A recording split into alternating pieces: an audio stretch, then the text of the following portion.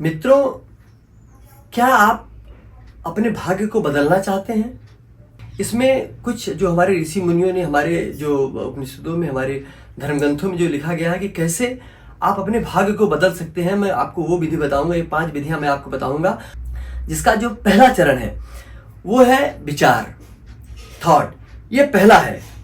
अगर आपको अपने जीवन को, अपने भाग्य को अगर बदलना है तो अपने विचार को उच्च रखना पड़ेगा।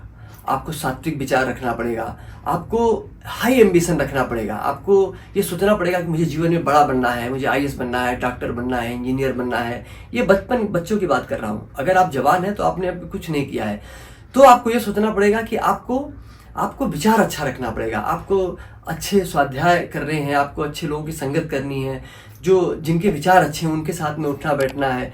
बुरे तरीके से, नकारात्मक लोगों से, जो नेगेटिव सोचते हैं, जो आपसे द्वेष रखते हैं, ईर्ष्या रखते हैं, गलत जगह पे आपको लेके जाते हैं, उनके साथ बैठना नहीं है। तो आपको अच्छे किताबों को पढ़ना, अच्छे विचार रखना है और सात्विक बने रहना है, तो आपके विचार अच्छे हो जाते हैं। ये हो गया पहला चरण।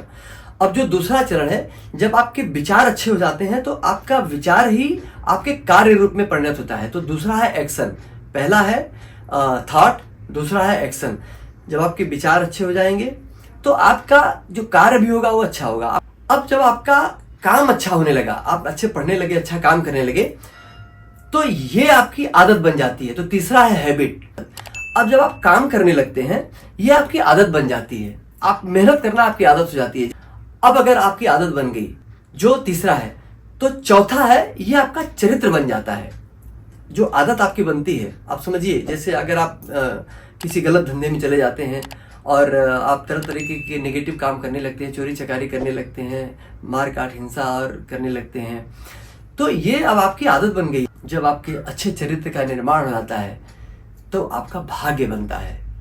अब आपकी जिंदगी, आप देखिए, शुरुआत से आपने किया, आप मेहनती हो गए, आपकी जिंदगी अच्छी बन गई, आपका चरित्र का निर्माण हो गया, समाज में आपको इज्जत मिल रही है, समाज में आपके पास जिंदगी जीने के लिए पैसे हैं, कपड़े हैं, हर चीज़ है, भविष्य भी आपने ठीक कर लिया, आपके पास बैंक बैलेंस है, सब कुछ आपके पास आ गया, क्योंकि आपकी एक तो बुरी आदतें नहीं है। जो भी कमाएंगे आप अच्छे अपने कार्यों में लगाएंगे, उसको कुछ अपने आज की ज़िंदगी बेहतर करने के लिए लगाएंगे, कुछ आप अगले जीवन को, अपने रिटायरमेंट के जीवन के बाद आप करेंगे, दान करेंगे, पुण्य करेंगे।